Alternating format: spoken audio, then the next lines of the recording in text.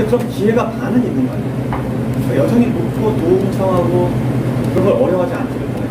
사업하는 사람들. 여기 사업가들이 많아. 제가 사업 얘기 안 해서.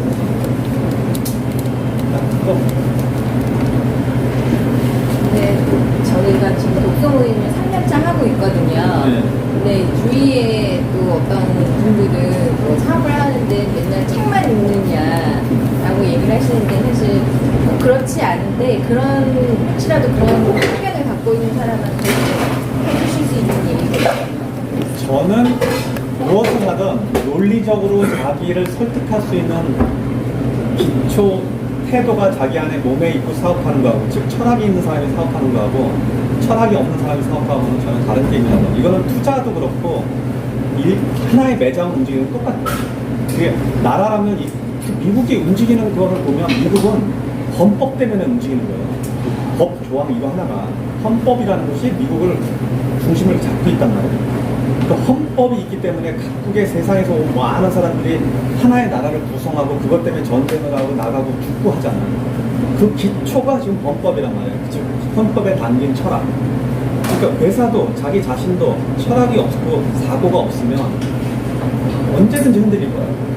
내가 나무인데 이 나무에 허리가 없이 있으면 잎사귀는 말할 것도 없잖아. 그래서 공부를 하는 거는 이거는 아주 너무 당연한 거라서 설명할 필요가 없을 거예요. 그래서 철학을 가진 사업가들이 철학을 가졌기 때문에 투자라든지 사업을 진행하는 방식이 일정하게 보다진다. 그게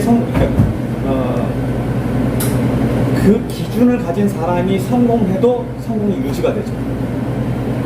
그래서 이렇게 모여서 공부하는 건 되게 유용한 능력이고 해야 될 일이라고 생각합니다. 그걸 무시하는 사람이 좀 이상하죠. 정해시한다든지. 근데 사실 철학을 가지라고 얘기를 많이 듣는데 어떻게 가져야 되는지 방법론을 잘 몰라서. 이게 돈의 문제에서만 내가 얘기합시다. 상당히 복잡하니까. 예를 들면 내가 돈에 모으는 철학을 있다 그러면 나는 어떻게 하냐면 빨리 돈을 벌려는 생각, 즉 누군가 이게 빨리 돈을 벌려는 사람들의 의지 안에 뭐가 들어있냐면 빨리 자랑을 해야 되고 누군가를 비교해야 되는 마음이 그 안에 들어있단 말이야. 근데 내가 되게 보편적인 철학, 즉 누구한테 뭐 자랑해서 나를 나세우려고 하지 않거나 내가 급하게 이룬 것이 경쟁을 위한 것이 아니라면, 즉 돈을 빨리 부자가 되는 것 자체가 빨리 부자가 되지 못하게 만든단 말이에요. 그 마음 때문에 빨리 부자가 되려고 하면 그 마음이 내 안에 들어오면 그게 남하고 비교하든지 내 스스로 자랑하려는 욕심이 생기는 것으로 하는 모든 투자는 결국은 동일한 실수를 또 반복하면서 재산이 오히려 안 모아져요. 그러니까 이게 철학을 내가 가지면 나는 빨리 부자가 되는 게 아닐까. 나는 누구한테 자랑하지 않고 내 자산을 모으겠다. 나는 내가 갖고 있는 것을 돈에 대한 이런 명확한 가치 기준을 만들어내면 거기에 걸맞는 돈만 모으게 됩니다. 그럼 이 돈은 되게 안정적으로 쌓여서 천천히 쌓이겠지만 기초가 단단한 집처럼 흔들어지지가 않죠. 내가 비트코인에 투자해서 몇만 불 벌었어. 그러면 그렇게 얻은 돈은 이게 막 몇천 %마다 얻었다고 치자고. 그럼 그 돈은 어디다 투자될까? 뭐에 사용되질 거야? 그렇게 번 데를 또 찾아다닐 거 아니야. 근데 세상에 그런 기회가 계속 있을 것 같아. 이건 그러니까 도박장에 가서 내가 200원 넣었는데 400원 나왔으니까 또 400원 넣고 또 800원 나오려고 하는 사람과 똑같은데 한 번 실수하면 다시 다 바닥이라고. 근데 그걸 반복하잖아요. 그러니까 철학이 없으면 이런 일을 계속해요. 근데 철학이 자기 안에 있으면 좋은 돈을 벌려고.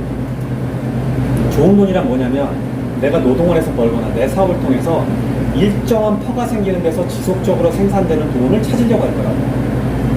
그럼 저절로 부자가 되는데 시간이 오래 걸리겠지. 하지만 오래 걸리는 돈이 좋은 거예요. 내가 지금 휴스턴에서 농사 짓고 있는데 여기 선생님도 보면 나무도 깎고 막 이러시라고 보니까 농사 짓는데 우리 땅 근처로 내 농장 근처 강이 이렇게 휘어 들어가요.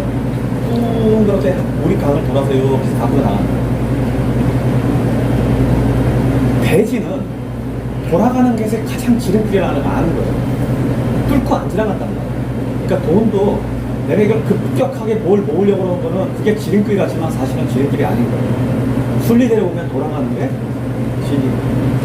상선약수라고 왜 노자에 보면 나오잖아요. 물은 가장 지구의 선이라고 그러는데 물이 어떤 성향을 갖고 있냐. 높은 곳에서 낮은 곳으로 그러고, 웅덩이가 있으면 채우고 가고, 돌이 있으면 돌아가고. 이게 순리라는 거죠. 그러니까 순리대로 하는 게 실제로는 가장 이익일 경우가 너무 많은 거예요. 그러니까 억지로 하지 말라는 거죠. 억지로. 빨리 부자가 되려고 막 20대, 30대 부자 되려고 마음 먹으면 그게 자꾸 넘어지거나 배우지 못하기 때문에 끝까지 불행해질 수 있어요. 대신 내가 20살 때 나는 40년, 20년 걸려서 부자가 되겠다 마음 먹으면 차로 자기 돈을 모을 거라고. 그게 가장 지름길인 거죠. 그래서 부자 되려면 나는 20년은 걸린다고 봐요. 제대로 자기 철학을 가지고 한 20년 하면 부자 되는 거예요. 그러니까 지금 20대면 40대면 끝나는 거고 되게 빨리 끝나는 거죠. 30대면 50은 돼야 되는 거예요. 그걸 너무 빨리 이루려고 하면 힘들리는 거예요. 그렇게 그 바구니 남는 거 책 내용 나오는데요. 요새 투자 관심 많죠. 네. 거기서 보시면 마지막에 그 자산을 모을 때는 집중 투자를 하신다고 하셨고 만들어낼 때는 분산 투자를 지킨다고 하셨는데 분산 투자를 지킨다고 하시는 건 앞에 내용이 나와서 어느 정도 이해가 가는데 모을 때 집중 투자한다는 개념을 좀 그게 참 오해 여지가 되게 많은 글인데 이게 사업으로 비교합시다. 내가 사업을 한다 그러면 이 사업 초기에 이 사업, 저 사업, 이 사업, 저 사업 이렇게 하는 사람이 있어요, 없어요? 하나에 몰빵하잖아. 그러니까 몰빵한다는 얘기는 뭐냐면 왜 투자를 몰빵을 해야 될까? 자산이 형성될 때는 몰빵으로 나는 들어가는데 몰빵은 뭐냐면 몰빵하기 위해서 뭐냐면 이거에 완벽하게 이해할 수 있는 몰입이 있어요. 그렇게 몰입한 당시는 몰빵을 해서 성공하고 나야지 이게 사업이 된다. 부지런히 열심히 해라면 부자는 될 수 있는데 몰빵 과정이 없으면 대형 부자는 안 나타나요. 거기 지금 애매한 거예요. 이거 잘못 이해하면 그게 안 되더라고요. 그래서 만약에 내가 커피숍을 하겠다 하면 커피숍에 몰빵을 하지 커피숍에서 편의점 하면서 세탁소 이렇게 안 한다고. 근데 왜 사업은 그렇게 하면서 투자는 막 던져놓냐고지. 즉 분산 투자를 하라고 하는 사람들 일반 책에서 혹은 투자자들이 하는 소리는 그거는 재정적으로 분산 투자했으니까 분산해서 돈지 벌지 말라는 이게 똑같아요. 그래서 자본 흡수력이 안 생겨요. 그래서 사업할 때도 사업의 하나에 몰빵해서 거기서 성공하고 나면 그 다음에 다음 사업으로 이전하듯이 투자도 나는 그렇게 된다고 봐요. 굉장히 정확하게 하나만 열심히 봐서 거기에 몰입해서 투자하고 나서 벌면 이걸 지키는 건 그다음부터는 분산 투자. 그때는 지키는 게 더 중요하니까. 근데 지키기 전에 벌지도 못하는데 뭘 지킬 거야. 그러니까 심을 때는 저기 농부처럼 한 곳에서 다 모아서 심어버리고 곡식을 거둔 다음에는 분산해서 여기저기 갖다 넣어가지고 다 썩어버릴 수 있어요. 지금 한 얘기는 그 얘기예요. 연장되는 이야기일 수도 있는데요. 이제 주변에 지금 예를 들어 외식업을 놓고 봤을 때 주변에 사업하는 친구들 보면 한 상권 안에서 여러 가지 업종을 좀 다양하게 하는 친구들도 있고 또 누군가는 한 업종을 쭉 파서 가는 친구도 있는데 물론 맞다 아니다의 개념은 아니겠지만 어떤 게 더 바람직한가? 아니 그거는 두 개의 상이한 것 같지만 실제로는 같은 거예요. 무슨 얘기냐면 내가 하나의 업종으로 100개를 여는 사람도 있고 동네를 장악해서 100개의 다른 걸 하는 사람이 있다 그러면 이거는 업종이 다른 것 같지만 실제로는 전혀 다른 비즈니스 가능성이 있어요. 전혀 다른 비즈니스인데 똑같은 거예요. 무슨 얘기냐? 내가 커피숍을 100개 하는 거는 그 사람의 직업이 뭐냐면 커피 프랜차이즈 오너거나 커피 사업가예요.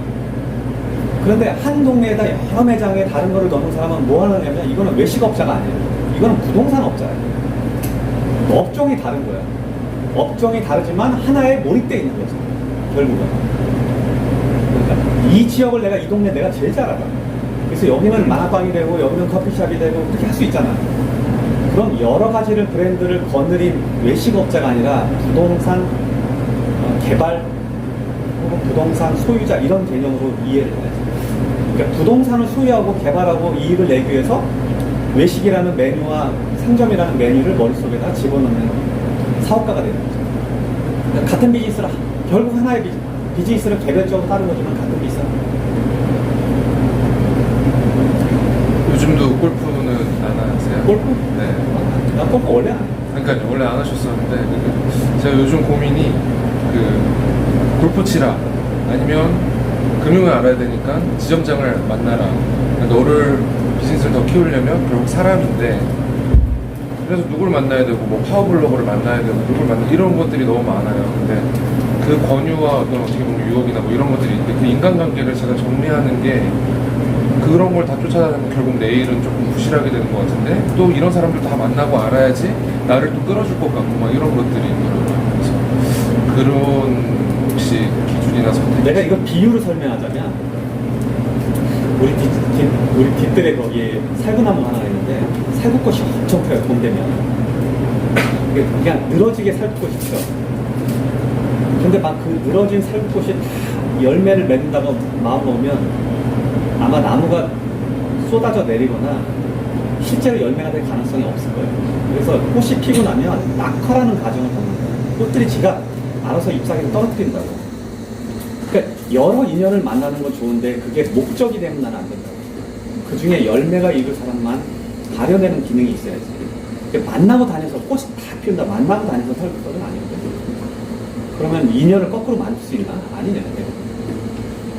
그거를 억지로 만드는, 이렇게 목적을 가지고 만드는 인연은 그냥 피다 맛꽃처럼 보여져요. 그걸 굳이 할 필요는 나는 없다고 봐. 나 같으면 그냥 할 필요 없다고 봐. 내가 어떤 이득 체계의 어떤 구조 안에 들어가려고 인연을 억지로 만드는 건 없다. 글쎄, 모르겠네. 근데 나이 들어서 내가 지금 하는 버릇 중에 하나가 있어요. 지금도 여기 모셨는데, 제가 젊었을 때는 동창들 이런 옛날에 내 추억과 옛날에 어렸을 때 같이 있고 나를 잘 아는 사람들이 당장 더 즐거웠다고 생각을 했었는데, 실제로 나이 들어서 보니까 옛날 동창들 만나면 할 얘기가 별로 없어. 오히려 담임선생님 욕하는 거하고 그때 뭐 있었던 거 뭐 이런 거 몇 가지 하고 나면 그 다음에 대화가 할 게 없는 거야. 멀뚱하게. 그냥 그래서 막 되게 재밌는 척하고 하지만 다음에 만나자고 하면 만날 이유가 없어지는 거야. 근데 오히려 나이 들어서 보니까 지나가다가 모임에서 혹은 이렇게 그래서 되게 좋은 사람을 만나면 내 버릇이야 지금도. 이거 왜 삼국지 보면은 호인들끼리, 내가 호인이라는 얘기가 아니라 이렇게 친구, 내가 그런 방식으로 얻은 친구들이 굉장히 좋은 친구들이 많아요. 왜냐면 사회적으로 이미 이 사람이 예전 동창들은 어렸을 때 추억 같은데 이미 굉장히 다른 삶을 살게 된 거예요. 이게 무슨 생각하는지, 어떤 정치 성향이 있는데, 어떤 종교 활동을 하는지, 어떤 경제적 그런 가치를 갖고 있는지 전혀 사실은 몰라. 동창이라는 이유 빼고는. 근데 밖에서 만난 사람들은 일정한 교육 수준, 일정한 환경, 일정한 이해관계 안에서 움직이기 때문에 대부분 어떤 사람인지 알고 나와 비슷한 부류와 비슷한 감정을 갖는 거를 오히려 더 쉽게 접근이 되는 거죠. 그래서 좋은 사람을 보면 친구하자고 청해요. 내가 거꾸로 거래처를 가든지 어디 가거나 아니면 어디 뭐 모임 가고 그러면 사람이 좋으면 친구하자고 청합니다. 여자만 사귀는 게 남자도 이렇게 사귀고 친구하자고 하거든요. 반대쪽 의견도 모르시겠죠. 아니 그렇지, 이제 내가 골라야 되는 거니까. 근데 이렇게 만난 분들이 지금 내가 책을 써준 이 친구라든지 뭐 지금 그 LA에서 목사하고 있는 친구라든지, 또는 어제도 내가 저 김동환이라고 선프로TV의 그 대표를 만났는데, 사람이 경제 방송을 가르치는데 사람이 꽤 괜찮아요. 이렇게 마음 안에 어떤 내가 표현되는 어떤 건 모르겠는데 자기 나름대로 확고한 철학이 있는데 나타내지 않고 자랑하지 않는 사람, 되게 매력적이에요. 남자한테. 아니, 그런 남자한테도 매력을 느낀다니까. 그러니까 이런 사람을 보면 난 찾아가서 청하는 거예요. 그렇게 자기와 동질 어떤 느낌을 받는 사람 위주로 청하고 친구를 만나는 거는 유용한 것 같은데, 이해관계 때문에 뭐 지점장을 만나고 이런 거는 옳은 친구하면. 그래서 이렇게 여러분들 보면 지금 다 사업한다고 만나 있는데, 다니다 보면 진짜 좋은 사람 있을 거라고요. 자기보다 나은 사람, 좋은 사람. 친구 청하세요. 되게 부끄러운 거 같죠? 생각보다 되게 좋아합니다. 내가 한번 어떤 거래처에, 나는 가발의 원사에서 그 지분을 갖고 있어서 그 가발 업계가 어떻게 돌아가는지 그걸 알아보려고 미국에 이제 대형 회사들을 찾아다니다가 어떤 친구를 하나 봤는데, 자기네 회사를 다 소개하더라고. 이런 하더라고. 근데 그 듣고 같이 티 한 잔 마시고 하는데 내가 빠진 거예요, 그 친구한테. 그래서 뭔 닫고 나한테 밖으로 이렇게 손잡고 나가고 나랑 친구합시다 그랬더니, 저 남자 안 사깁니다 이러더라고. 남자는 취향이 아닌데 친구하자 그랬고, 듣고 나와서 그날 2시간, 3시간 넘게 밖에서 이야기를 했어요. 근데 이 2시간, 3시간이 평생 오래된 친구보다 낫더라고요. 그래서 지금까지도 서로 왔다 갔다 하고 계속 선물도 주고받고, 이렇게 LA 한 번씩 가면은 만나고, 되게 좋은 친구예요. 근데 이런 친구들을 어디서 만날 수 있을까? 그러니까 지나가는 좋은 사람들을 결코 그냥 버리지 마세요. 정말 좋은 친구가 됐어요. 그렇게 누가 나한테 그렇게 한 경험이 없잖아요. 근데 여러분들이 그렇게 하면 그런 경험들이 상대가 생각보다 굉장히 좋은 사람을 만날 수 있기가 많아요. 이제 전에 저한테 페이스북 메시지 보내주셨어요. 그래? 그 당신에서 사진 찍어서 아. 제가 그 페이스북에 있는 사진으로 보내달라는데 그래서 전 그때부터 그 막 생각의 비밀 되게 그거랑 생각하는 CEO 그때부터 저도 그 돈에 대해 솔직해진 게 확실히 있었거든요.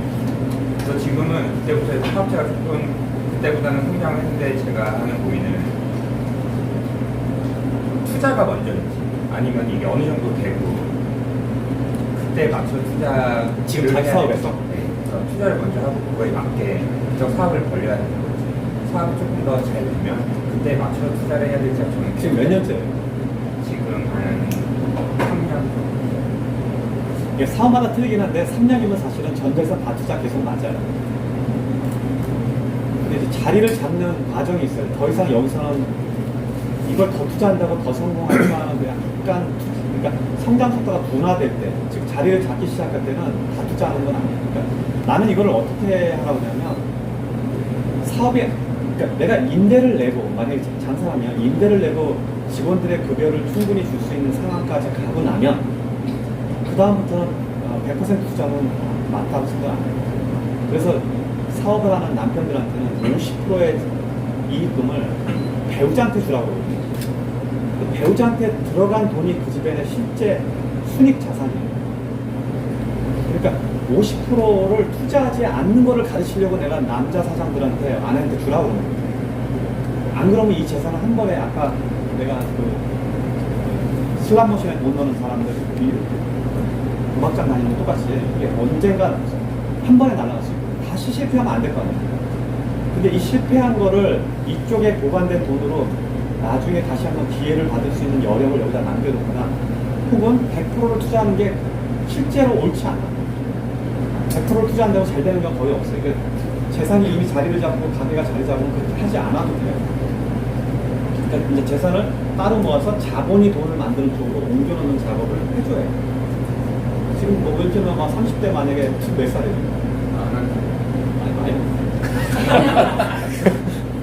요새 사람들이 나이를 되게 구분 못하겠어. 10살들은 차이 나. 근데 40이면 더군다나 걱정해야 될 게 뭐냐면 임대는 기회가 거의 없거든요. 이번 40이면 어쩌면 한 번 정도 더 망해도 될까? 그 정도밖에 기회가 없다.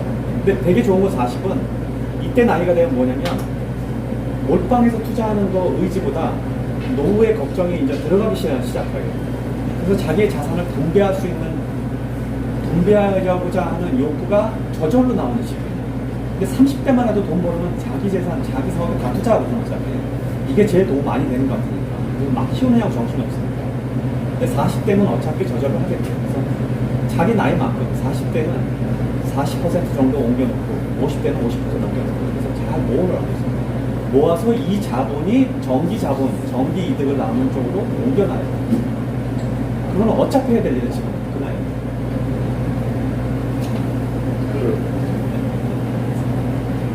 한국에서 음식점이나 이런 걸 성공시킨 다음에 미국의 LA나 이런 쪽으로 진출하는 사장님들이 많이 계시거든요. 제 친구 중에서 그렇게 하려는 사람도 있고, 저도 이제 햄버거다 보니까 이후에 나중에 저는 미국 시장을 아주 좋게 생각하고 이제 미국 여행했을 때도 그 햄버거 시장이 한국 50배 이상 큰 걸 아니까 여기서 꼭 하고 싶다는 생각이 있는데, 근데 이제 다 간다고 해서 성공한 케이스보다 실패한 케이스가 훨씬 더 많잖아요. 그래서 이거를 가기 전에 준비해야 되는 그런 뭐 마음가짐 아니면은 실제적으로 어떤 절차가 있는지 아니면 아니 뭐 절차 이런 거 네. 되게 복잡해서 여기 설명하기 그렇고 한국 햄버거가 미국에서도 이길 수 있다고는 생각해요. 생각보다 한국에서 수제버거 하는 사람들 잘하더라고요. 그래서 지금 일본 회사들도 몇 개 들어와서 잘 하고 있거든요. 그래서 한국 햄버거도 가능할 거라고. 나는 그리고 더 특히 매력적으로 보는 한국 제품 중에 하나는 뭐냐면 치킨이에요. 전 세계에서 치킨 요리를 이렇게 잘 만드는 나라가 있나 싶을 정도예요. KFC가 내 관점으로 보면 내가 미국에서 오래 살았고 미국적인 사고방식으로 생각해도 KFC가 왜 아직까지 존재하는지 이유는 모르겠어요. 왜 경쟁자를 못 들어가는지. 근데 이 틈새에 지금 한국 치킨들이 막 부시고 있거든. 근데 문제는 부시는 이 업자들, 즉 사업가들이 KFC가 목표가 아니에요. 그게 문제인 거예요. 만약에 이 사람이 KFC를 이기겠다고 목적을 하고 나면 정말 KFC 이길 수 있는 맛과 품질과 역량이 있는데 동네 장사에 국한돼서 사업체가 막 지금 한국 사람들이 열고 있다. 누군가 이걸 조직화된 사람 혹은 한국에 있는 프랜차이즈 업체 중에서 미국 치킨을 이기겠다고 마음먹으면 한국 치킨이 아니라 이길 거라고 봐요. 그 반응은 연극 나오거든요. 젊은 친구들이 더 이상 이 드라이하고 아주 단순한 KFC 치킨의 매력을 못 느낀다고. 한국 치킨의 다양한 맛, 염지, 능력 이거를 따라갈 방법이 없어요. 그래서 난 누군가 좀 해봤으면 좋겠어요. 어마어마한 기업으로 클 수 있는 매력이 여기 있는 것 같고 그걸 비슷하게 해석하면 햄버거도 그런데 햄버거는 대신 미국에 개인들이 잘하는 사람이 생각보다 꽤 많아요.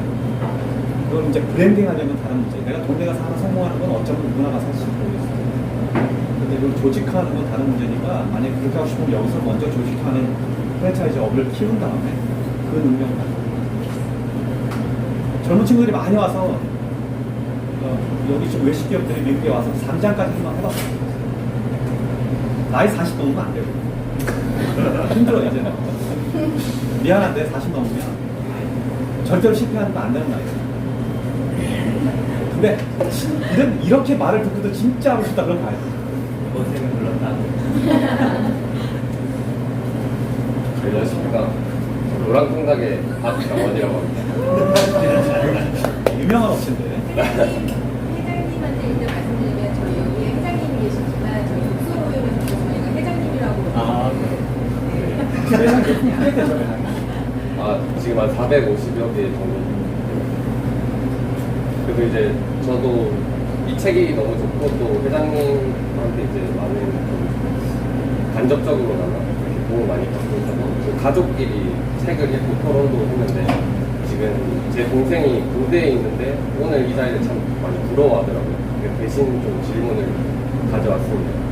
제 동생이 이제 전역을 하면 23살이 되는데 자기는 이제 재테크적으로 이 책에 자기가 어떻게 해야 될지 답을 얻었다고 하더라고요. 근데 이게 또 인생에 있어서 김승호 회장님이 20대로 돌아가신다면 어떤 공부를 하시고 또 처음 시작하는 업을 어떻게 선택하실지 궁금하다 보네요. 그 젊은 친구들 저런 질문 되게 많이 하더라고요.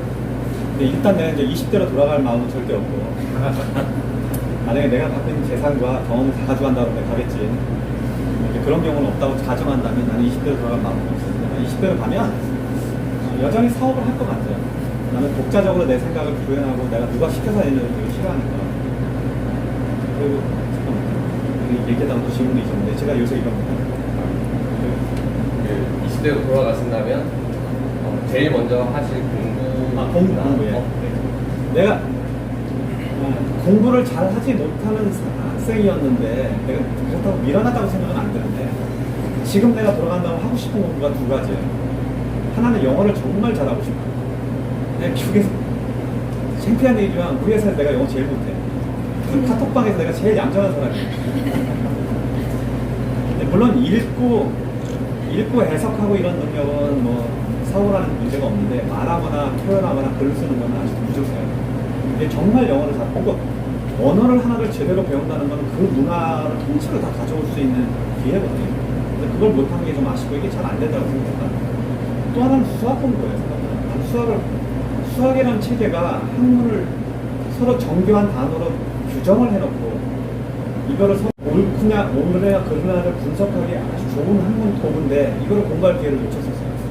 내가 수학 선생님 내 책임이 이걸 안 돌리려고 내가 미련하지 않다는 걸 안 돌리려고 우리 수학 선생님 욕을 내가 받아다니면서 하는데 이게 뭐냐면 왜 미분 적분을 가르칠 때 미분 적분의 뜻을 안 가르쳐줬냐 이거야 나한테.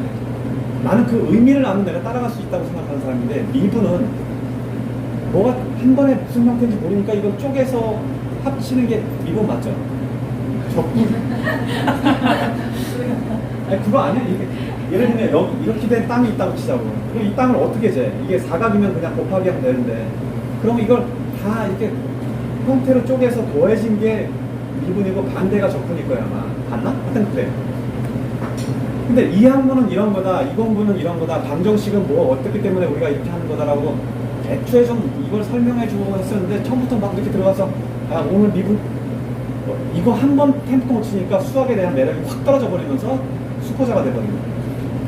지금도 내가 이거에 스트레스를 받아서 최근에도 내가 어디 부탁해서 중학교 1학년 수학책을 얻고 그거 갖고 되나? 내가 지금 겨우 곱하기 뭐 17,000에 20% 세일하면 얼마 계산하는 거 정도 아는 사람들인데 그래서 그 중학교 1학년 수학책과 중학교 1학년 수학책을 설명하는 교재의 해설서가 있더라고요. 이걸 지금 받아서 지금 집에다 갖다 놨어요. 공부하려고. 근데 그 두 공부가 제일 아쉽고 지금 이 나이에 내가 제일 아쉬운 게 뭐냐면 내가 최근에 여기 선생님 내가 초대한 이유도 있고요. 최근에 내가 글쓰기를 다시 공부해야 된다는 생각이 드는 거예요. 내가 이게 생각의 면을 너무 급하게 쓰는 바람에 실수한 게 좀 많이 여기 있어요. 사실. 그래서 지금도 계속 막 문자 오는데 뭐 오타 막 이렇게 했는데 이미 40세가 넘어버렸으니까 그 안에 팔린 책은 다 어떻게 하냐고. 그래서 막 갑자기 창피해지는 거예요. 그래서 이참에 글쓰기를 좀 공부해야 되지 않는가? 이렇게 고민을 하고 있다가 글쓰기 책을 몇 개를 봤어요. 그랬더니 유시민이 쓴 글쓰기라는 책에 보니까 자기도 거기 고백이 있더라고요. 책을 몇 권 내고 난 다음에 내가 글을 잘 못 쓴다는 걸 알았다는 거예요. 그 사람 글을 참 잘 쓰는 걸로 알고 있는데 그래서 자기가 옛날에 쓴 글들을 이렇게 고치고 이렇게 쓰면 얼마나 좋았을까를 쭉 책에다 써놨더라고요. 그걸 읽고 보니까 뭘 내가 알게 됐냐면 내가 어떤 글이 좋은 글인지는 확실히 내가 모르겠는데 어떤 글이 나쁜 글인지는 확실히 알겠는 거예요. 그러니까 이 정도 알면 내가 내 글을 바꾸겠더라고요. 그래서 앉아서 내가 쓴 글을 이렇게 고쳐보려니까 진짜 미치겠는 거야. 이제 민망해서. 오늘 여기 내가 임 선생님 초대한 이유도 나는 제가 저희 사장학에 이런저런 제자가 한 몇십 명 돼요. 우리 사장학에 있는 이 친구들을 글쓰기 좀 교육 좀 부탁드리려고. 관계의 물리학이라는 책을 읽었는데 이 책을 읽고 사실 내가 진짜 자세를 바꿨어요. 어떻게 그렇게 미미하고 위트 있고 깔끔하게 표현을 하시는 이런 글들을 쓸까? 도대체 이런 사람들은 머리가 어떻게 생겼을까? 굉장히 궁금했던 거예요. 그리고 글은 사실 보면 두 가지 종류가 글이 있어요. 이렇게 SNS에다 혹은 뭐 안내문을 쓰고 이런 분들, 자기의 간단한 어떤 소개, 인사, 뭐 이런 것들은 사실 훈련받으면 좀 정교하게 쓸 수 있다고 봐요. 근데 문학적인 소양이 있는 글들은 이런 걸 어떻게 훈련하는지 난 모르겠고 어떻게 배우는지 모르겠어요. 근데 문학적 소양이 있는 분들의 글은 이쪽도 잘하니까 그래서 오셔서 좀 저희가 클래스 좀 만들어 놓을 테니까 여기 안 그래도 저 뒤에 계신 분이 사장학교 교장 선생이에요. 거기에 몇천 명 데리고 이렇게 하시니까 한번 나중에 좀 인사 좀 하시고 강의를 제대로 택겨주시고 아니면 우리가 강화도까지 다 쫓아가던가. 글쓰기 공부. 나는 리더들은 자기의 의사와 자기의 의견을 굉장히 정교하고 명확하고 아름답게 표출해야지 리더가 제 모습을 나타낼 거거든요. 뭐 크게 뭐 어쩌고 글쓰기가 국민학생 받아쓰기 학처럼 하는 사람이 있어요. 오늘 맛있는 음식을 먹었다. 점점점. 아주 좋았다. 점점점. 진짜로 이렇게 쓰는 사람도 있어요. 되게 부끄러운 일이에요. 그런 사람은 리더로 받아들이지가 않아요. 자기 부하가 자기보다 더 똑똑해야지 내 사업이 클 거 아니야. 근데 똑똑한 부하들이 이 사장의 이런 글들을 보고 어떻게 그 사람을 리더를 받아들이겠어요? 애처럼 보이겠지. 그래서 특히 리더라는 사람도 사장이라는 사람은 글도 잘 써요. 표현도 잘해요. 세 가지 공부는 동생하고 해서 하고 있습니다. 알겠습니다. 감사합니다. 다른 질문.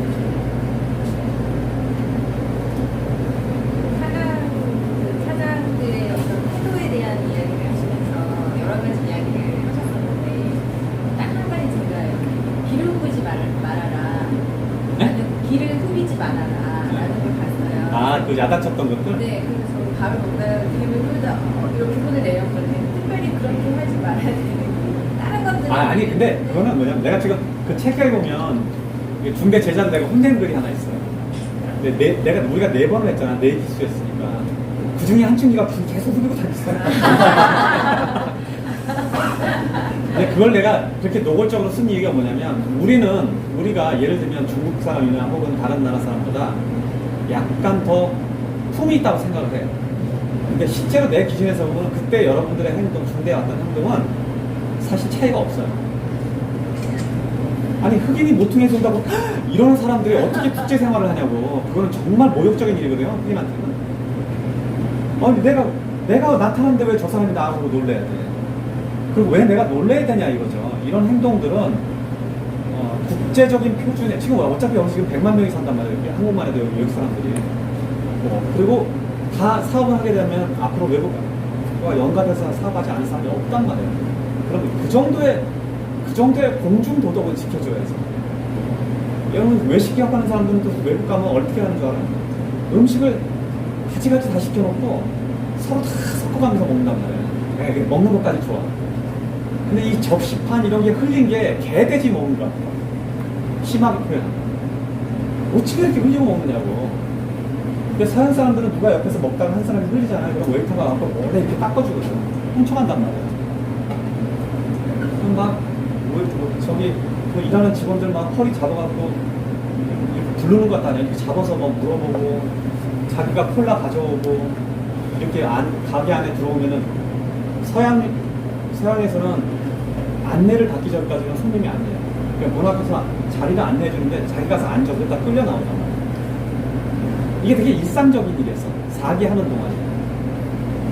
그리고 이렇게 좀 복장을 갖춰야 되는 자리에 갈 때도 너무 편하게 막 등산복에다가 이 사람들을 내가 한국의 굴지의 사업가라는 자랑을 할 수가 없는 거예요. 매장 막 350개까지 있는데 반바지 입고 막 나타나고 하와이안 티셔츠 입고 가면 우리가 정부에서 여기 찾아가 되는 거예요. 그래서 그런 거는 그런 이렇게 되게 상식적이고 일반적인 안정적인 기준 정도는 배워야 돼요. 전에 내가 오사카에 한번 호텔에 머물렀는데 3일 동안 머는 동안 아침 5시에 매번 일어날 수밖에 없는 상황이더라고요. 아침 5시에 무슨 일이 벌어졌냐면 거기 중국 관광객들이 있는데 그 층에 같이 머물렀나 봐요. 단체 관광객이 나가는 거기다 머물고 단체 관광객이 계속 아침마다 5시에 태우고 나가더라고요. 온 층을 다 깨고 나가. 누구야 나와라 부르고 막 뛰어다니고 문 열고 막 정신없어. 그럼 이렇게 다 모여서 우리 다른 투숙객은 다 일어나는 거예요. 우리는 달랐을까 그때 가서? 호텔 로비에 막 앉아서 막 거기 땅바닥에 앉아있는 친구도 있었고 사실 정신 없었거든. 그래서 그런 기준 좀 배워야 돼요. 그거는 따로 좀 배워야 돼요. 잔소리 한번 들어야 돼. 자기가 사실은 뭘 잘못할지 잘 모르니까. 그래서 내가 오히려 사장학하고 어디 갔을 때는 공항에서 아주 가르치고 왔어. 이렇게 하지 마라. 진짜 구체적으로 이렇게 하지 마라. 옷도 다 세미 클래식 입고 와라. 세미 정장 입고 와라. 우리가 지금 대청 해수욕장 가는 것도 아닌데 샌들 신고 막 이렇게 입고 가는 사람들 가서 다 업체 방문하고 이러거든. 괜히 또 공부했네.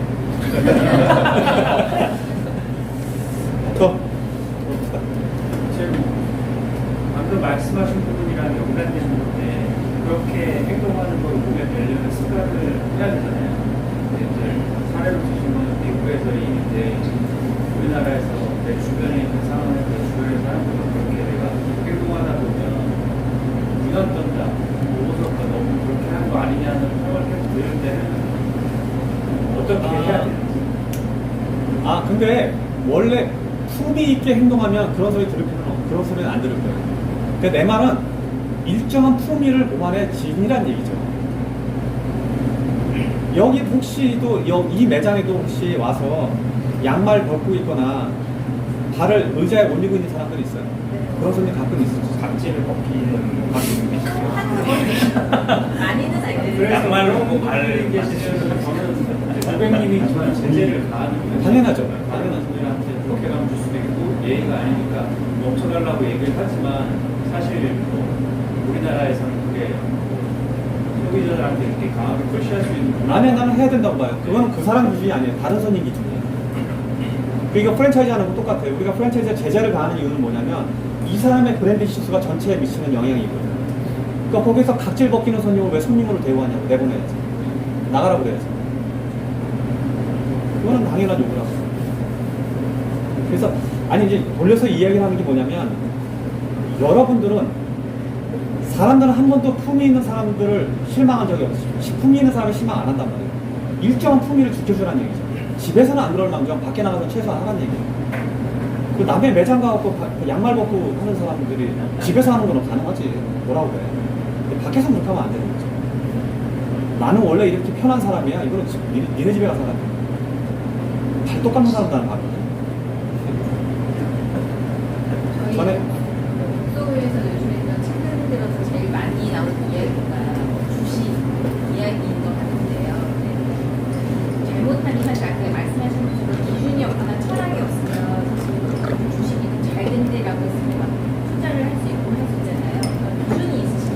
기준이 있어요. 내가 주식 얘기를 할 때 나 때문에 주식 사는 사람 생겨갖고 내가 좀 불안한데 이 이해를 전체를 들어보면 주식 함부로 사지 말란 얘기예요. 그거. 근데 자기가 원하는 것만 있더라고. 근데 주식을 사서 주식은 사는 게 사실 위험해요. 주식에서 손해본 사람 엄청 많아요. 근데 이 주식에서 손해본 사람들의 공통점은 뭐냐면 주식에서 손해보는 주식만 했기 때문에 주식에서 손해보는 태도를 유지하고 있어. 우리 노트북 하나 사고 컴퓨터 하나 살 때도 전화기 하나 살 때도 그렇게 사양 들여다보고 가격 주식을 살 때는 1억을 쓰고 1억을 쓰는 거 갖다가 누가 옆에서 소문만 부르고 사는 게 사람이에요. 그렇게 무모한 투자가 어딨냐고. 근데 일상적으로 그렇게 돼 사람들. 그래서 주식에서 실패해서 너는 주식 사지 마, 주식은 도박이야, 주식은 안 되는 거야 하는 가르치는 모든 사람들의 보면 이미 실패한 사람 보면 다 실패할 만하게 했기 때문에 주식을 하는 거예요. 그래서 그런 소리 하는 거예요. 근데 주식은 그렇게 사는 게 아니야. 내 보기에. 내 기준은 주식에 대한 내 철학은 뭐냐면 회사를 산다고 마음먹어요. 내가 저 회사랑 사업을 하고 싶은데 동업을 할 방법이 없어. 저 회사가 정말 잘하고 저 경영자가 정말 사업을 잘해. 근데 동업할 방법이 없네? 노랑통닭 진짜 폭발적으로 증가했잖아요. 그리고 내가 듣기에도 노랑통닭의 영지 기술은 어쩌면 세계에서 최고일 수도 있어요. 근데 이런 재주가 있는 회사에 내가 동업을 하고 싶어. 참여하고 싶어. 근데 동업을 안 받잖아. 할 이유도 없고. 근데 만약에 이 회사가 상장됐다면 주식을 사면 그만이거든. 그럼 저 동업자한테 허락받을 필요도 없고 내가 얼마나 더 상관이 없다고. 그러니까 이미 세상에는 이렇게 되게 좋은 회사가 굉장히 사업 잘하고 유능한 경영자가 시장에서 장악해 나가는 그 회사가 있는데 이 회사를 내가 살 수 있는 기회잖아. 그럼 살 수 있는 기회를 그렇게 이해하면 간단한 일을 이해도 안 하고 노력도 안 하고 공부도 안 하고 그냥 급격하게 빨리 돈을 벌려는 욕심으로 주식을 사니까 다 실패하지. 실패할 수밖에 없어요. 그냥. 그래서 나는 어떻게 주식을 사냐면 내가 연관이 있는 회사에 이해도가 있는 회사 거를 사요. 예를 들면 우리는 코스코하고 샘스클럽하고 둘 다 일을 하는데 이 두 회사의 성향이 재무제표에 안 나타나는 성향들이 있어요. 내가 매번 가끔 여기 와서 설명하고 다니는데 코스코는 약간 고양이 같은 회사예요. 되게 조심스럽고 또 쳐다보고 또 관리하고 뒤져보고 엄청 깐죽거리는 것처럼 느껴지지만 되게 부드럽고 사랑스러워. 샘스클럽은 강아지 같아. 덥석거리고 빨리 열어달라고 그러고 금방 문 닫자고 그러고 뭐 정신이 하나도 없어. 그럼 이거는 이 회사의 성향이에요. 이거는 이 회사의 성향이에요. 그럼 어느 게 이 시장에 현재 맞을까를 또 비교해본다. 또한 재무제표 안에서 안 보여지는 것들. 샘스클럽이 옆에 매장이 있는데 코스코가 여기를 옆에 열었다고 치자고. 그럼 무슨 일이 벌어질까? 그럼 이게 누가 이기느냐에 따라서 나는 앞으로 어느 회사가 성장할 거를 즉각적으로 알아볼 수 있잖아요. 내 경험으로는 샘스클럽 옆에 코스코가 붙었을 때 코스코가 진 적이 없어. 그럼 샘스는 몇백 개가 이미 있고 코스코는 200개밖에 미국에 없는데 그럼 이게 앞으로 몇백 개를 늘어날 수 있겠다라고 가정할 수 있잖아요. 그리고 우리가 갖고 있는 매장의 위치와 매장의 성향 그런 거를 분석해보면 매출이 어느 정도 되고 얼마나 빨리 나가는지도 알 수 있다. 이건 내가 아는 거잖아 지금. 그리고 코스코가 경영을 되게 잘하고 있다는 걸 안단 말이야. 근데 그럼 나는 내 잉여재산을 어디다 당연히 넣겠어? 코스코를 산 수밖에 없지. 코스코가 동업하자고 덤벼야지. 그런데 거기서 허락 안 해줘도 나는 동업할 수 있잖아. 이런 방식으로 주식을 이해해요. 그러니까 내가 그 이해도가 깊으니까 그 해별회사에 이게 주식이 떨어지고 오르고 그건 뭔 상관이냐고. 배당만 받고 있다가 혹은 떨어지면 더 사고 오르면 기다리고 있는 거예요. 그러니까 나처럼 주식 투자를 하면은 이거는 경영자가 같이 되는 방법인데 내 얘기를 듣고 지금 또 코스코 주식을 사는 사람들은 언제 이게 문제가 생길지 어떻게 하냐고. 나는 알지만 그리고 여러분들의 돈은 혹은 내 돈은 이게 각기 다른 돈이에요. 돈 자체가 특성이 틀려요. 똑같은 만불이라도 이 돈이 10년 써도 안 써도 되는 돈하고 다음 달에 사업 자금이 들어가느나 결혼 작업을 하는 사람들은 불과 몇 달 혹은 1년 안에 없어져야 되잖아요. 그럼 코스코가 1년 안에 갈까? 안 끌 수도 있지. 몇 년 헤맬 수도 있잖아. 그럼 내가 어떻게 견뎌요? 그러니까 액수의 문제가 아니라 이 돈의 종류가 다른 돈이기 때문에 그 성향에 따라서 투자 방식이 달라져야 되는데 그냥 주식만 사거나 듣고 사거나 더군다나 뭐 무모하거나 방송에서 그래프 보고 지금 저항선입니다 저시선입니다 이런 소리 듣고도 주식을 사니 그래놓고 자기가 일어놓고 주식 사면 안 된다고 그렇게 듣다라고 아는 척하는 사람들에 모여있는 세상에서 주식을 이해한다? 무슨 실수를 하는지 알겠죠? 여러분이 혹시 주식하다가 실패했다면 뭘 내가 잘못했는지 분명히 알고 있을 거예요. 그런데 또 잉여 자금이 있어 주식한다고 같은 방법으로 여전히 할 가능성이 많아요. 그래서 그걸 고쳐보라고 내가 책에 쓴 거야. 주식 투자하라고 쓴 게 아니에요. 그렇게 잔소리가 심해졌어. 그렇게 이해해. 갑자기 소리 지르는데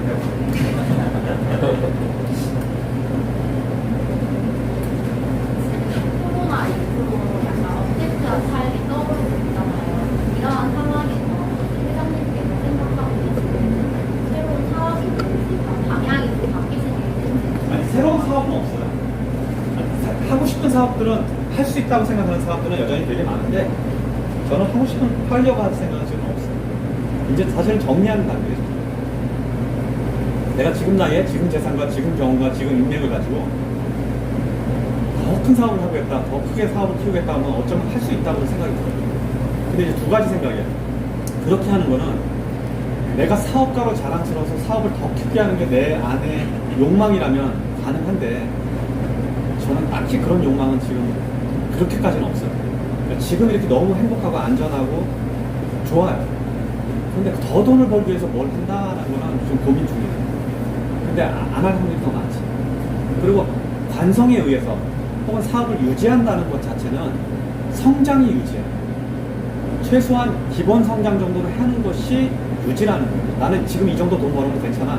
나는 이 정도 수입은 괜찮아 하는 거는 나는 괜찮은데 다른 나무들이 커져갖고 나를 가려버리니까 사업은 계속 성장해야 돼요. 그래서 여전히 내가 사업을 하고 돌아다니고 하긴 하지만 실제로는 사업은 다른 욕망, 다른 사업 거래는 없어. 그리고 언택트 시대에 자꾸 이렇게 이야기 나오는데 저는 1년만 지나도 어쩌면 다 잊어먹을 거라는 생각이 더 강해요. 오히려. 그리고 보면 지금도 우리도 사업 보면 미국하고 영국이 극명하게 이 사태에서 나타나고 바뀌거든요. 그러니까 영국은 거의 지금 쫄딱 망했어요. 매장이 지금 이렇게 회전 초밥집이 지금 거의 100개에다가 거기 직원만 해도 3,000명인데 그냥 완전 스탑된 거니까 한 150억 정도가 나가는 상황이에요. 근데 반대로 미국은 매출이 지금 최고 기록을 다 찍고 있다고. 왜냐하면 슈퍼마켓은 다 열어놨다고. 모든 걸 다 닫고. 그러니까 주로는 우리는 슈퍼마켓에 매장이기 때문에 매출이 늘었다고. 자, 그러면 언택트라는 상황이 발생했을 때 이 발생 과정에서 어떤 회사는 이거에 혜택을 받고 이런 일이 또 벌어져도 회사가 지속적으로 성장할 거라는 가치가 있는 회사가 증명이 되는 거. 우리도 몰랐지. 근데 이 일이 벌어지면 아주 100% 완벽하게 당하는 회사가 있다는 것도 아는 거예요. 그러니까 사회에서도 마찬가지야. 이게 언택트가 지금 난리인데 돈도 못 번다고 그러는데 어떤 주식들은 지금 어마어마하게 올라버렸잖아. 그거 당연한 거야. 이게 과장된 언론이 오는 게 아니야. 그게 언택트까지도 견딜 수 있는 업종으로 증명이 되는 것 자체가 실제로는 상당한 그 회사의 가치가 그동안 안 부여됐던 거야. 근데 이 일로 이 회사의 가치가 부여돼서 되게 멀어서 이게 뭐 극적인 어떤 과장된 가격처럼 보이지만 아닐 가능성이 많아. 그러니까 애플 같은 회사는 지금 어제 400불 넘어가 버렸단 말이야. 그거 있을 때는 200불이었는데 그냥 그 큰 조직이 2배가 됐거든요. 이유는 뭐냐면 언택트 상황도 견디고 회사가 성장할 수 있다는 가치가 그동안에는 안 들어갔다가 이번에 들어가 버렸어요. 그럼 그게 정상가격이에요. 즉 코로나 때문에가 있고 코로나 덕분에 있는 사람이에요. 그래서 사업에서는 코로나라 이런 사태가 위기가 기회인 사람들이 많으니까 사업을 볼 때도 그렇게 관점을 한번 바라보세요.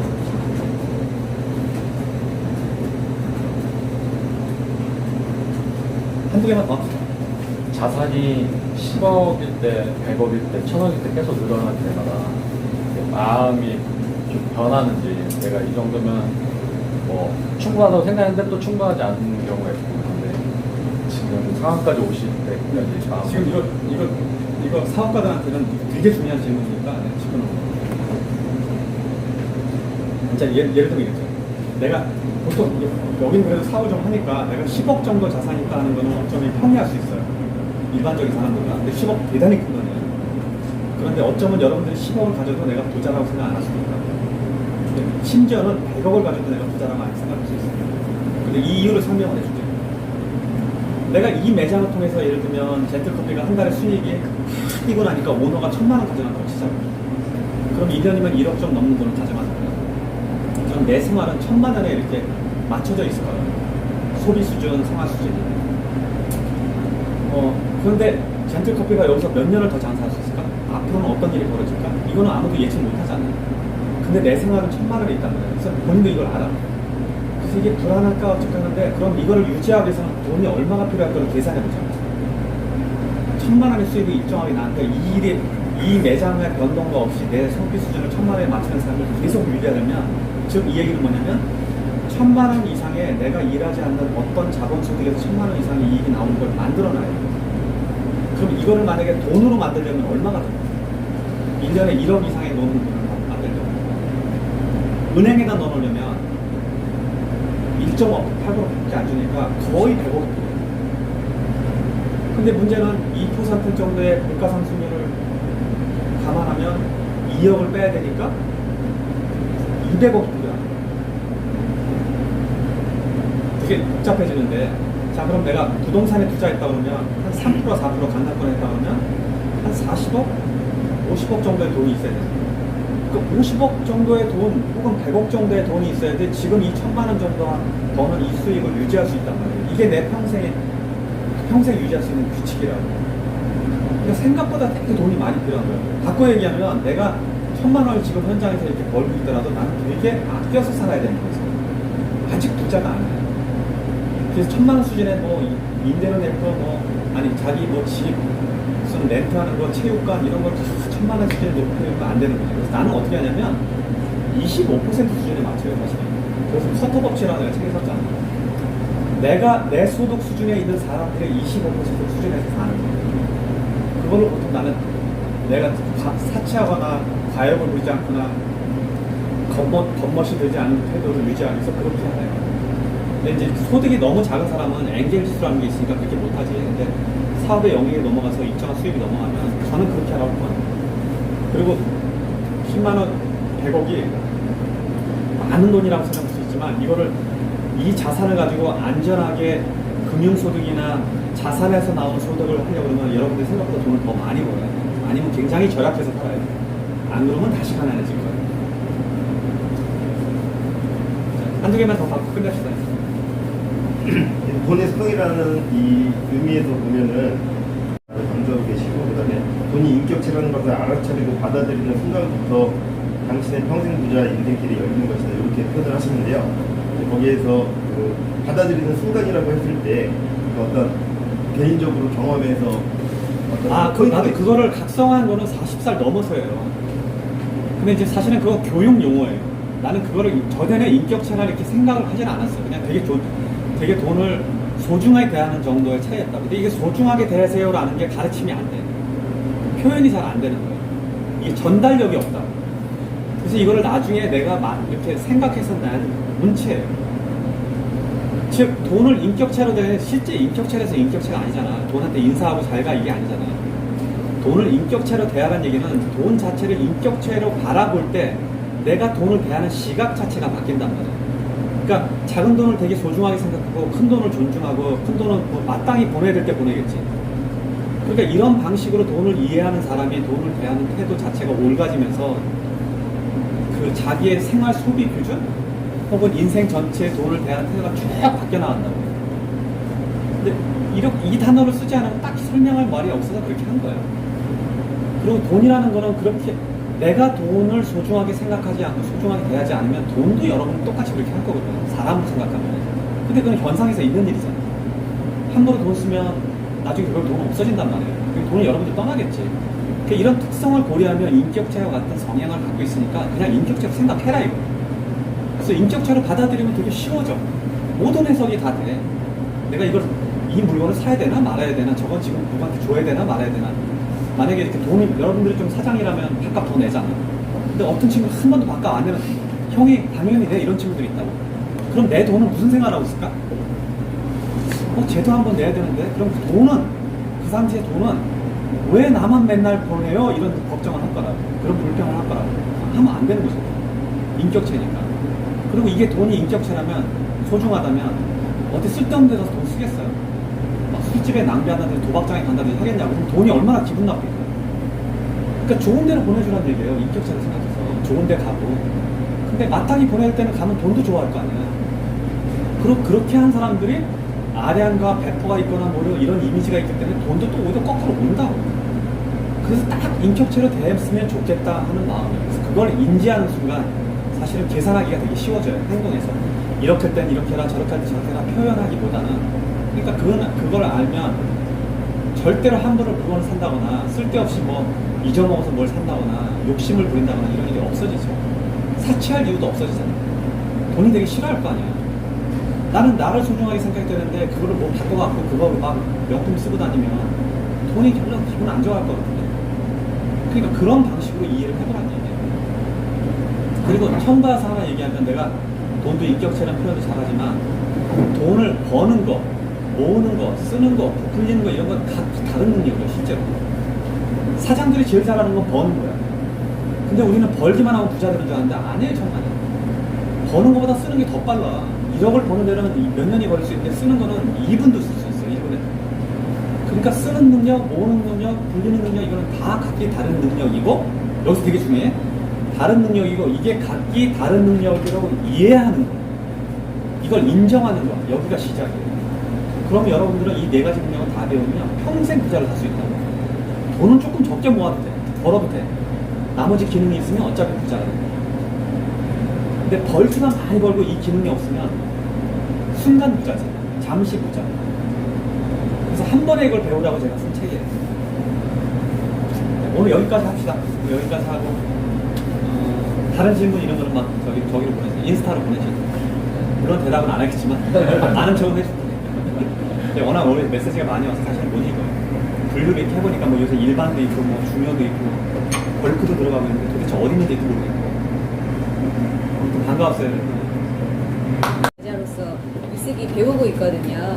그래서 간단하게 이렇게 또 저희가 만나게 된 것도 사실은 어떤 물리학에 의해서 만났지 않았을까 생각해요. 저는 그 백면서생이라고 하잖아요. 아세요? 백면서생?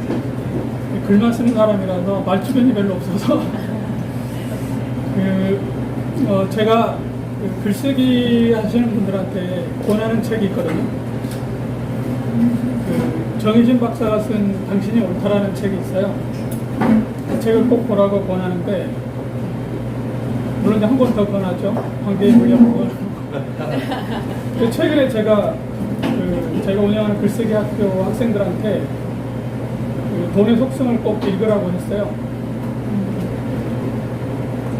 회장님 옆에 계셔서 그런 게 아니고 좋은 책에는 공통점이 하나 있거든요. 정혜진 박사의 당신이 옳다라는 책도 그렇고 제 책 관계의 물리학도 그렇고 회장님의 지금 돈의 속성도 그런데 돈의 속성의 첫 문장이 뭐죠? 본문의 첫 문장이 뭐예요? 돈은 인격체다 이렇게 나오죠. 당신이 옳다의 가장 핵심 문장은 뭐냐면 공감은 CPR이다거든요. CPR이 심폐소생술이잖아요. 관계의 물리학의 핵심 문장은 뭐냐면 관계는 물리학이다요. 그때 가만히 생각해 보세요. 왜 돈이 인격체다, 공감이 CPR이다, 관계가 물리학이다고 가를 쓰지 않고 은을 썼을까요? 이 차이를 아세요? 저는 생각해 보신 적 없죠. 그러니까 이 감각을 가지고 계셔야지 글을 쓸 수 있거든요. 저는 이제 책을 읽을 때 제 직업이 출판업자예요. 작가이기도 하면서 업자인데 그러니까 제 뇌가 책을 읽으면 3가지 렌즈를 같이 이렇게 켜고 보거든요. 그러니까 첫 번째는 내용을 보고요.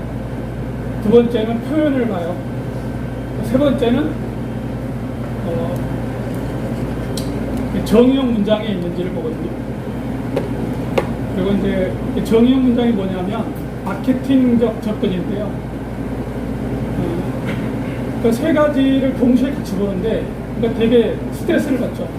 이게 업자의 고달픔인데 아마 여러분들이 사업하시는 분들이죠, 다. 그죠? 그러면 아마 사업하실 때 맨 처음에 한 질문이 아마 그거였을 것 같아요. 내 업은 무엇인가? 그거 정의하지 않으셨어요? 그러니까 이 책도 마찬가지고 모든 삶은 내가 정의한 것에 해석돼요. 제 생각은 그렇거든요. 그러니까 내 업을 아마 여러분들이 정의를 했을 거예요. 그러면 그 정의를 하고 그 정의를 실현하기 위해서 하는 과정이 이제 사업 과정이거든요, 활동이거든요. 근데 은과 이의 세계인데요. 우리가 보통 이는 이 가로 표현하잖아요. 내가 했다. 그러니까 이와 가가 있고 나는 했다라는 말이 있어요. 봄이 왔다, 봄은 왔다. 두 가지 문장이 있는데 모든 정의형 문장은 은을 써요. 왜 그러냐면 이로 말하는 문장은 사실의 문장이에요. 그러니까 봄이 왔다는 사실이에요. 그냥 내가 원하지 않아도 봄이 와요. 그러니까 그건 사실의 기록이고, 봄은 왔다고 표현할 때는 인식의 세계거든요. 그러니까 내가 인식한 거예요. 그러니까 주관의 세계로 넘어가거든요. 그러니까 세상은 딱 두 개로 이루어졌어요. 저는 이제 글쓰기를 하는 사람이니까 글 안에서 세상을 보는데요. 설명의 세계가 있고 해석의 세계가 있어요. 제가 볼 때는. 근데 저희가 학교 공부하면서 배웠던 것들이 다 설명의 세계거든요. 교수님이 설명해 주잖아요. 어떤 개념에 대해서, 어떤 현상에 대해서, 어떤 사건에 대해서. 그 설명해 준 것을 저희는 계속 암기하면서 시험지에 똑같이 쓰면 100점을 맞죠. 그러니까 우리가 그 세계를 살아왔거든요. 근데 이제 내 삶을 살려면 그때부터는 해석의 세계로 넘어가야 돼요. 그러니까 돈은 인격체다, 이 말은 뭐냐면 내가 돈을 바라보는 해석의 세계. 그러니까 글을 쓰려면 이 해석의 세계를 내가 가지고 있어야 되거든요. 이제 주관의 세계로 넘어가는 거예요. 사실의 세계가 아니고 돈이 인격체라는 건 사실이 아니에요. 근데 내가 인식한 거죠. 그리고 그건 나의 주장이기도 하고 나의 자세이기도 하고 나의 태도이기도 하거든요. 그러니까 이걸 가지고 있으면 글을 쓸 수 있는 거고, 돈이 인격체다라고 계속 써버리면 그거는 내가 어딘가에서 들은 것들이에요. 사실의 세계를 계속 쓰는 거죠. 그러니까 현상의 세계에 머물러 있으면 보이는 것만 쓰면 안 되는 거고요. 너머에 있는 걸 봐야 되거든요. 그게 이제 은의 세계죠. 은의 세계로 넘어갈 수 있어야 내 책을 쓸 수 있고 내 말을 할 수가 있어요. 그러니까 제가 돈의 속성을 꼼꼼하게 읽었는데 없지 않으니까 저는 이제 아까 말했던 그런 렌즈를 가지고 자꾸 들여다보면 느꼈을 거 아니에요. 그러니까 좋은 삶을 살고 싶으면 우리가 그 꿈꾸는 거잖아요. 좋은 삶을 살고 싶고 좋은 사람이 되고 싶고. 근데 그러려면 가장 먼저 해야 되는 게 뭐냐면 좋은 삶을 흉내를 내야 돼요. 그리고 좋은 사람인 척 해야 돼요. 그러니까 자꾸 척 하다 보면 편판이 생기거든요. 저 괜찮은 사람 같아. 좋은 사람 같아. 편판이 일단 생기기 시작하면 내가 그걸 부정할 수가 없어요. 그 다음부터는 편판을 깨뜨리기 싫어서 정말 그렇게 살게 되거든요. 그러니까 좋은 책을 쓰고 싶고 좋은 글을 쓰고 싶으면 좋은 글을 흉내를 내야 돼요. 그러니까 흉내를 내다 보면 나도 모르게 좋은 글을 쓰게 되거든요. 그러니까 좋은 책을 찾으셔야 돼요. 좋은 책을 찾는 방법 중에 하나가 아까 말했던 이런 인식의 세계가 있는 책. 그러니까 무엇은 무엇이다 하고 규정한 책을 보시는 게 되게 좋죠. 네, 근데 그걸 이제 문학에서는 은유라고 하거든요. 네, 은유의 세계를 가지고 있는 사람은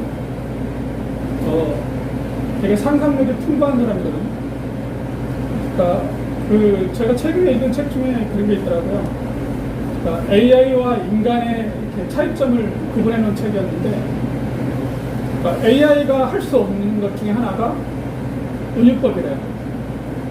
그러니까 은유는 뭘로 이루어졌냐면 유추의 세계거든요. 그러니까 A는 B다잖아요. 근데 A하고 B는 전혀 연관성이 없는 사물이거든요. 그러니까 돈은 인격체다. 돈이 인격하고 연관성이 전혀 없죠. 돈은 화폐죠. 근데 이렇게 전혀 다른 두 개가 연결되어 있잖아요. 이걸 유추의 세계인데 이게 상상의 세계죠. 근데 AI는 이걸 할 수가 없어요. 인간만 이룰 수 있거든요. 그러니까 은유의 세계를 이해를 하셔야지 글을 쓸 수 있어요.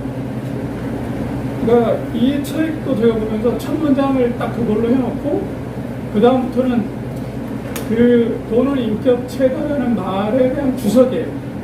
부록이거든요. 그러니까 이 말을 이제 설명하기 시작하는 거예요. 왜 내가 이 말을 하고 내가 왜 이 말을 썼는지에 대한 해석을 갖고 있는 게 나머지 책들이죠. 관계인 물리학도 그런데요. 그러니까 의라는 조사가 붙어 있지만 실은 관계는 불리학이라는 이 말의 변형이거든요.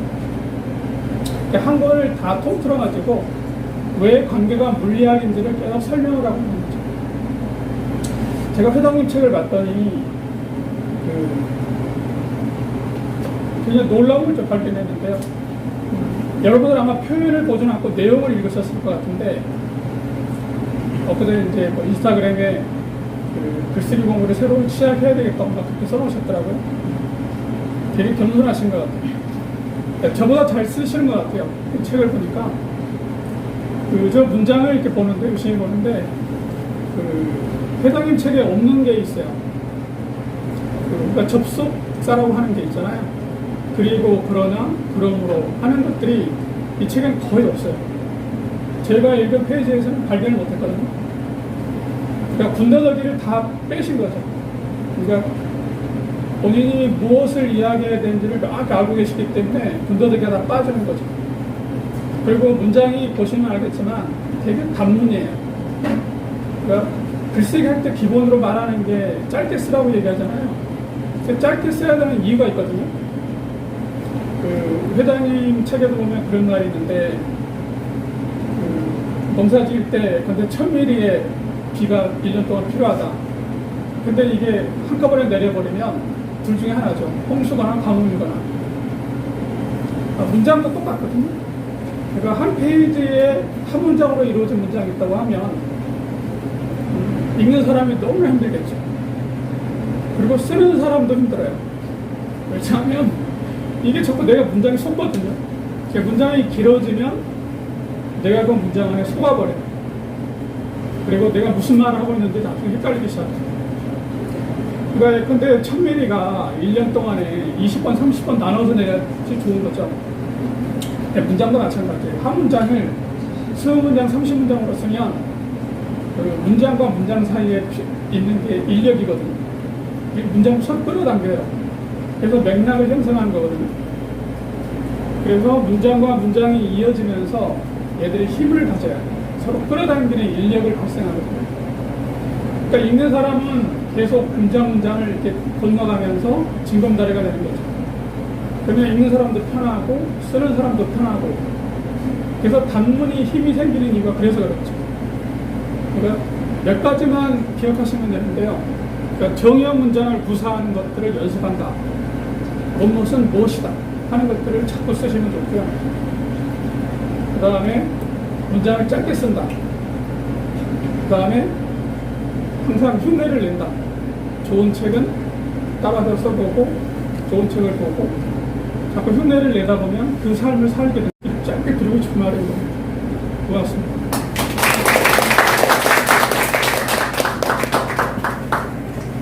지금 혹시 이거 인스타로 이거 보시고 계시는 분들은 림태주 선생님 림이에요. 림태주 선생님 인스타 찾아가 들어가셔갖고 팔로우 하시고 귀찮게 좀 해주세요. 진짜 나는 저희 그 사장학 제자들이나 중대 제자들이 정말 성의스럽게 어른스럽게 글 쓰는 거 좀 한번 제대로 좀 배워봤으면 좋겠다는 마음에 그래서 오늘 강화도 계신데 이렇게 초대해서 저희가 같이 좀 자리했습니다. 여러분들도 오신 김에 좀 부탁도 하시고 저희 사장학교 교장님도 이따 좀 말씀 좀 하고 가세요. 네. 자, 오늘 반가웠어요 여러분들. 네, 다음 기회에 또 보도록 합시다. 네, 먼 곳에서 오신 우리 회장님께 그리고 민태주 작가님께 여러분 큰 박수 부탁드립니다.